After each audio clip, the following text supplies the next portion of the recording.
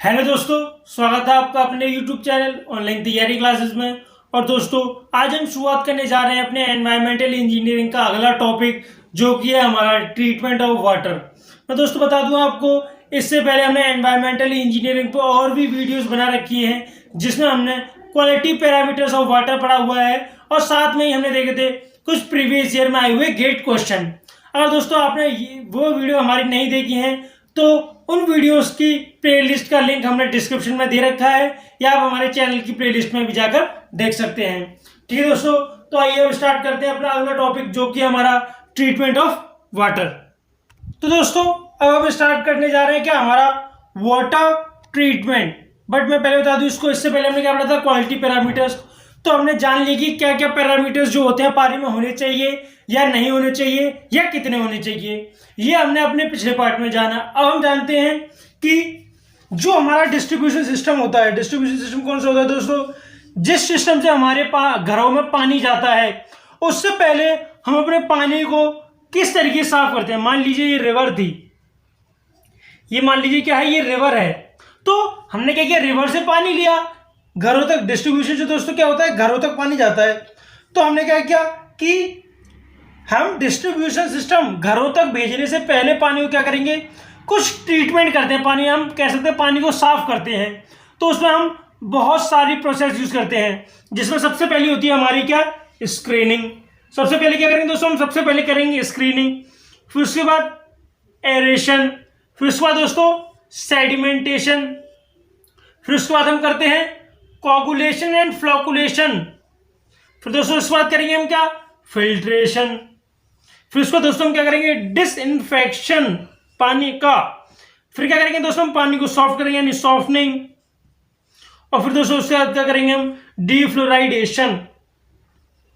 और दोस्तों उसके बाद इसे हम घरों के लिए भेज देंगे कि अब ये पानी सुरक्षित है लोगों के लिए। तो दोस्तों हम ये आठों process, screening, aeration, sedimentation, coagulation, flocculation, filtration, disinfection, softening and defluoridation, ये दोस्तों हम आठों के आठों प्रोसेस हम वन बाय वन पढ़ने वाले हैं और देखने वाले हैं कि किस तरीके से प्रोसेस हमारी होती है। ठीक है, तो आइए सबसे पहले स्टार्ट करते हैं किससे, स्क्रीनिंग से। तो दोस्तों सबसे पहले पढ़ रहे हैं हम स्क्रीनिंग। दोस्तों स्क्रीनिंग क्या होता है, तो screening use to remove large floating bodies. दोस्तों स्क्रीनिंग क्या यूज होती है हमारी, ये यूज होती है जो हमारे पानी में लार्ज फ्लोटिंग बॉडीज होती हैं उन्हें रिमूव करने के लिए। अब दोस्तों स्क्रीनिंग है क्या, मान लीजिए दोस्तों हमारा पानी किससे आया, रिवर से आता है।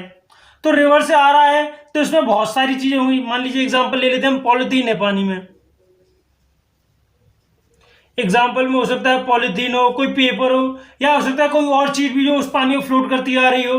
तो हम क्या करते हैं, जहां से हमारा पानी स्टार्ट हो रहा होता है हम क्या करते हैं, वहां एक स्क्रीन लगा देते हैं। ऐसे ही दोस्तों क्या करते हैं, मैं बता दूं आपको, ये मान लीजिए हमारी स्क्रीन है, हमने क्या किया, एक जालीदार स्क्रीन लगा दी। हमने क्या, जालीदार स्क्रीन, हमने एक जाली ही लगा दी। हमने क्या किया, इस तरीके से जाली लगा दी। अब इसमें से जो हमारी लार्ज फ्लोटिंग बॉडीज होंगी वो रुक जाएगी। मान लीजिए ये फ्लोटिंग बॉडी से ये रुक जाएगी, ये रुक जाएगी, ये रुक जाएगी। तो इस तरीके से जो बड़ी बॉडीज होती हैं, फ्लोटिंग बॉडीज, वो इस स्क्रीन पर रुक जाती हैं। ठीक है दोस्तों, अब जो स्क्रीनिंग होती है दोस्तों, ये भी हमारी दो तरह की स्क्रीनिंग होती है। पहली हमारी कोर्स स्क्रीनिंग और दूसरी है फाइन स्क्रीनिंग, जैसा कि नाम से पता चल रहा है। दोस्तों कोर्स स्क्रीनिंग हमारी वो स्क्रीन होगी जिसके ओपनिंग स्पेस ज्यादा होगा। अब बात करें हम इस चौकोर की, ये क्या है दोस्तों, ये हमारा ओपनिंग स्पेस है जिसमें से हमारा जो पानी है वो अंदर जाने वाला है, और हम कह सकते हैं जो फ्लोटिंग बॉडीज है वो रुकने वाली हैं। तो इतने एरिया में से पानी जाने वाला है। अगर दोस्तों ये एरिया हमारा बड़ा हो, ये एरिया जिसमें से पानी जा रहा है ये बड़ा हो, तो क्या कहलाएगा, कोर्स स्क्रीनिंग कहलाएगा। और दोस्तों फाइन स्क्रीनिंग क्या है, अगर ये ओपनिंग स्पेस, ये एक ओपनिंग स्पेस अगर हमारा छोटा हो गया तो ये फाइन स्क्रीनिंग हो जाएगा। 10 mm से छोटा है तो फाइन स्क्रीनिंग, और 20 से 100 mm के बीच में दोस्तों यही हो जाता है हमारा फिर कोर्स स्क्रीनिंग। अब दोस्तों कोर्स स्क्रीनिंग और फाइन स्क्रीनिंग होने में फायदा या नुकसान क्या है, तो बता दूं मैं आपको कि फाइन स्क्रीनिंग में हमारा ज्यादा सामान रुक सकता है। अगर भाई छेद छोटे होंगे तो सीधी सी बात है कि मान लीजिए छेद छोटा है तो एक छोटा टुकड़ा होगा पेपर का, वो भी नहीं जा पाएगा। अगर अगर मान लीजिए छेद ये बड़ा है, ओपनिंग स्पेस बड़ा है, तो छोटे पेपर के टुकड़े वो जा सकते हैं। तो फाइन स्क्रीनिंग में हमारा ज्यादा सामान रुक जाता है, फ्लोटिंग बॉडीज ज्यादा रुक जाती है as compared to coarse screening. But fine screening से दिक्कत ये है कि आपको क्लीनिंग इसकी ज्यादा करनी पड़ती है और इसकी क्लीनिंग दोस्तों क्लीनिंग कम करनी पड़ती है।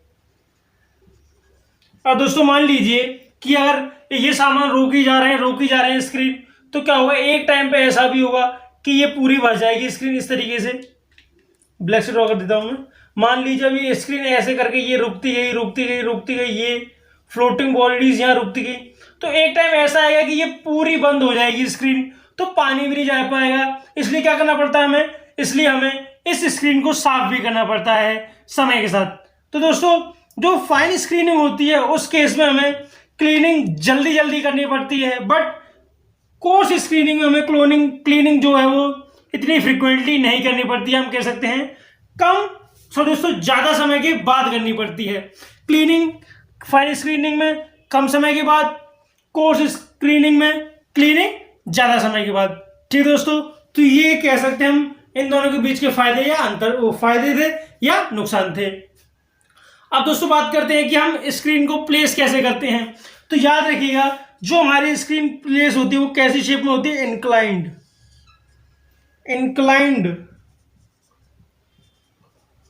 जो हमारी स्क्रीन जो होती है, मान लीजिए ये पाइप था जिसमें से पानी जा रहा है किसके लिए, ट्रीटमेंट प्लांट के लिए। तो अब क्या होगा, जो हम इसमें स्क्रीन लगाएंगे दोस्तों वो कैसे लगाएंगे, टेढ़ी लगाएंगे। ये पाइप था हमारा, तो हमने क्या किया, जो ये मान लीजिए ये क्या है दोस्तों, ये हमारी स्क्रीन है, ये दोस्तों क्या है, ये हमारी स्क्रीन है। तो हम क्या करते हैं दोस्तों, इसे टेढ़ा लगाते हैं। अब दोस्तों टेढ़ा क्यों लगाते हैं, दोस्तों टेढ़ा लगाने का सिर्फ एक ही रीजन है कि एरिया बढ़ जाता है, स्क्रीनिंग का एरिया बढ़ जाता है। मान लीजिए ये क्या है हमारा, ये हमारा ए एरिया था, ये हमारा ए एरिया था, तो ये इतना पानी रोक पाता, बस सही बात है, मतलब इतनी चीजें जगह साफ कर पाता। बट अब हमने क्या किया, स्क्रीन टेढ़ी कर दी। तो दोस्तों जैसा कि हम जानते हैं कि अगर हम इसे थीटा मान लें, मान लीजिए हमने थीटा एंगल पे पुट करी है, और ये क्या है दोस्तों, ये हमारा 90 डिग्री है।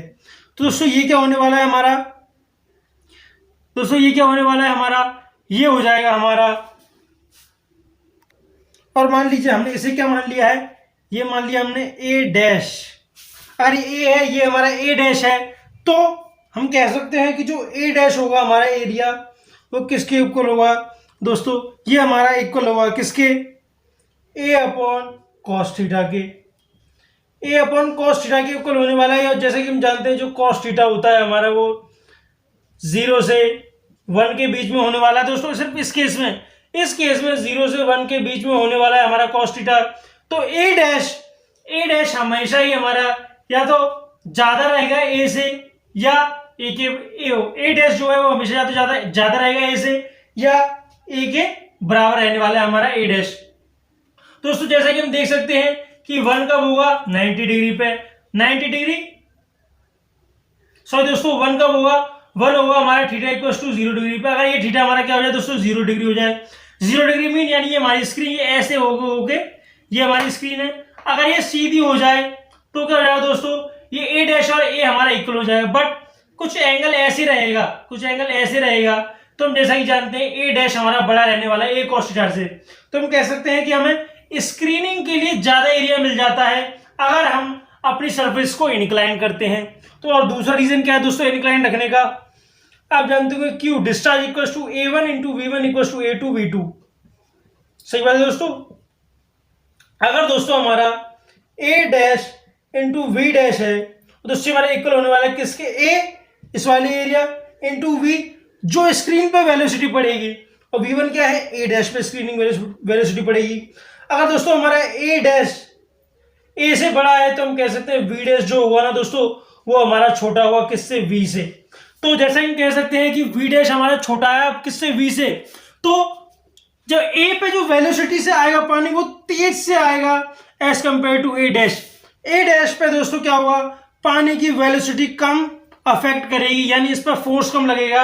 और सीधा लगाएंगे दोस्तों इस तरीके से स्क्रीन तो उस पर फोर्स ज्यादा लगेगा। इसलिए जो हमारी स्क्रीन होती है वो दोस्तों कैसी होती हैं, इंक्लाइंड होती हैं, हम कह सकते हैं कैसी होती हैं, टेढ़ी होती हैं, तो हम कह सकते हैं कि screens are generally provided inclined.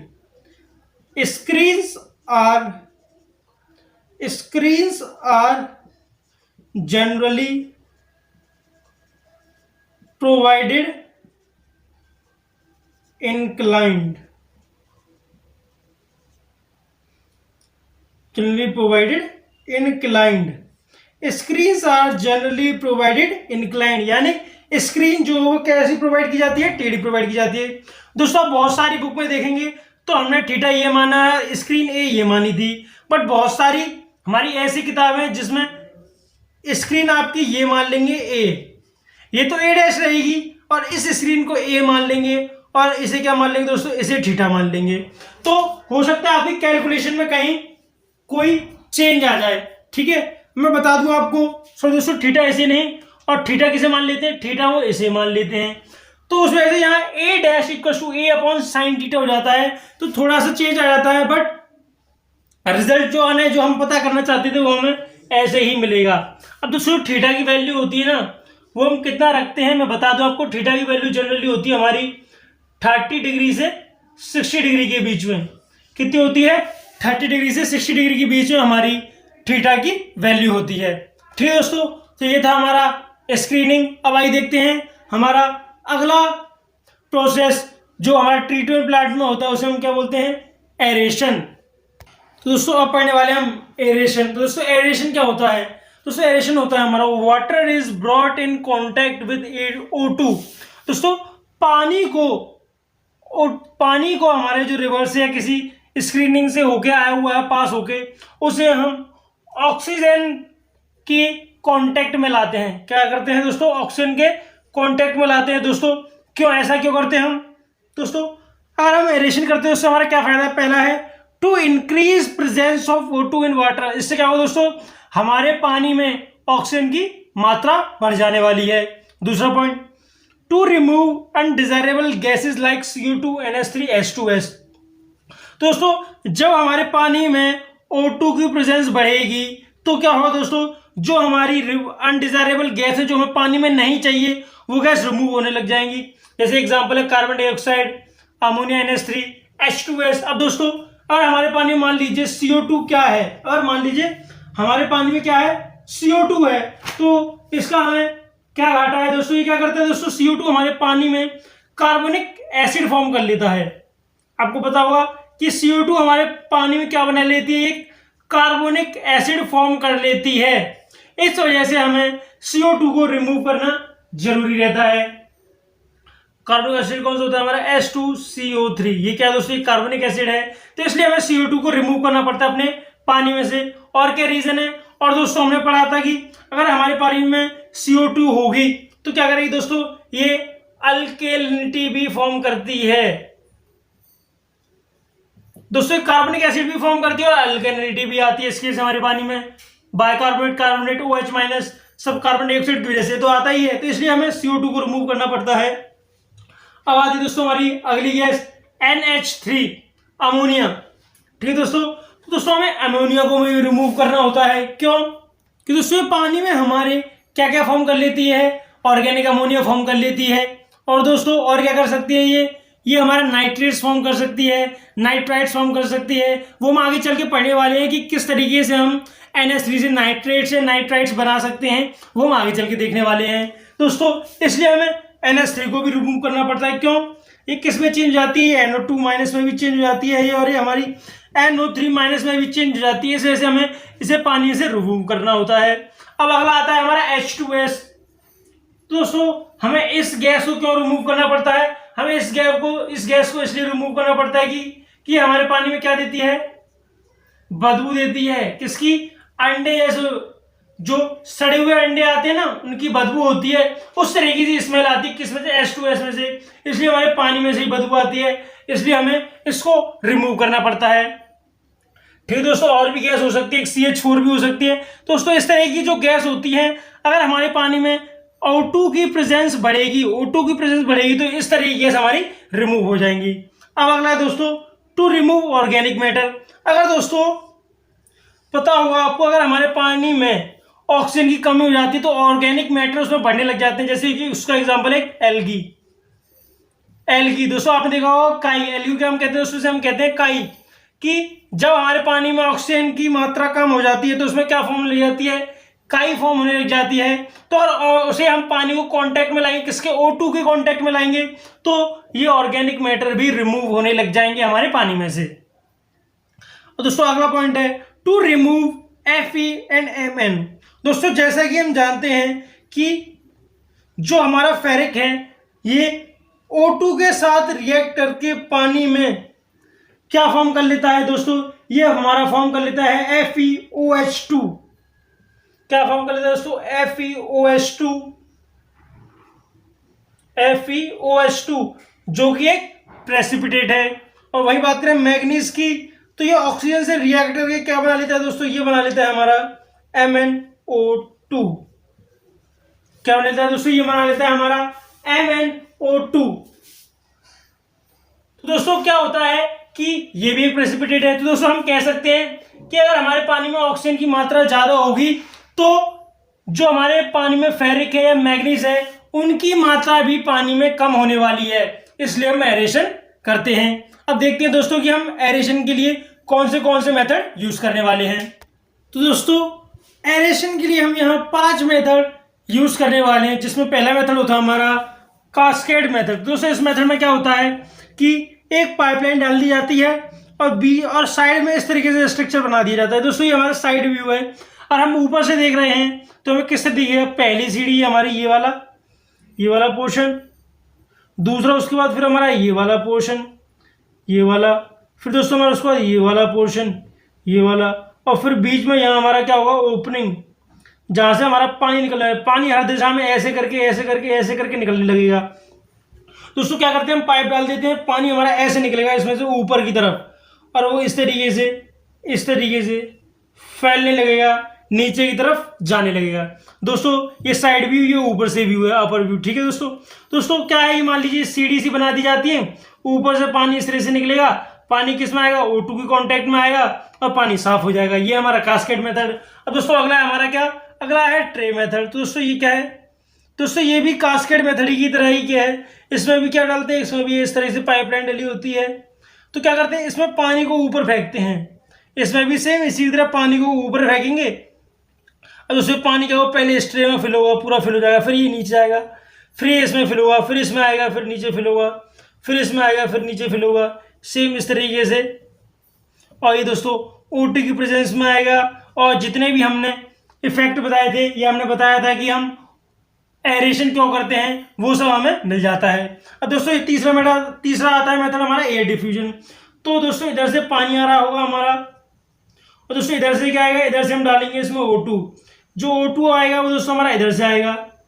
दोस्तों क्या होगा, अब O2 हमारा ये पूरे में वाटर होगा, दोस्तों पूरे में वाटर होगा, अब O2 आएगा इसमें हमारा, तो O2 हमारा पानी में क्या होने लग जाएगा, मिक्स होने लग जाएगा, और दूसरी गैस होंगी दोस्तों वो निकलने लग जाएंगी। ठीक दोस्तों, तो ये हमारा एयर डिफ्यूजन मेथड। अगला है हमारा स्प्रे नोजल मेथड। दोस्तों आपसे पूछ रहे हैं बेस्ट मेथड, तो यही है जिसकी एफिशिएंसी सबसे ज्यादा है, जिसकी एफिशिएंसी देखेंगे आप तो सबसे ज्यादा है इस मेथड की। क्यों दोस्तों, इसमें से क्या आएगा दोस्तों, इसमें से हमारा पानी आने वाला है, वाटर सैंपल। अब दोस्तों क्या होगा, ये दोस्तों शावर की तरह आप नहाए होंगे कभी शावर में, तो ऊपर एक पाइप लगा होता है, फिर उसका आगे से मुंह क्या होता है, बड़ा होता है, और फिर उसमें छेद होते हैं, और इन छेदों में से इस तरीके से पानी आता है। दोस्तों ये भी सेम वही है, ये शावर ही है हमारा। क्या करते हैं, एक पाइप लगा देते हैं, आगे एक छलनी लगा देते हैं, और छलनी में दोस्तों क्या आता है, पानी आता रहता है इस तरीके से। तो दोस्तों ये हमारा बेस्ट मेथड है। क्यों, क्योंकि इसकी एफिशिएंसी बाकी सारे मेथड से सबसे ज्यादा है। और ये मेथड कौन सा दोस्तों, स्प्रे नोजल मेथड। अब आता है हमारा अगला मेथड, अब आता है दोस्तों हमारा अगला मेथड एरेशन का, जो कि दोस्तों supply O2 to underground water, supply O2 to underground water. दोस्तों इसमें क्या किया जाता है, पाइपलाइन डाल दी जाती है जमीन के अंदर, और उन जमीन के अंदर ही हमारा ऑक्सीजन प्रोवाइड कर दिया जाता है, हम कह सकते हैं ऑक्सीजन भेज दिया जाता है।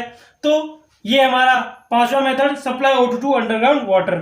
ठीक है दोस्तों, तो ये था हमारा एरेशन और उसके सॉरी दोस्तों 5 मेथड। तो आज हमने क्या शुरुआत की थी, आज हमने ट्रीटमेंट ऑफ वाटर स्टार्ट किया था, जिसमें हमने स्क्रीनिंग और हमारा एरेशन कंप्लीट कर लिया है।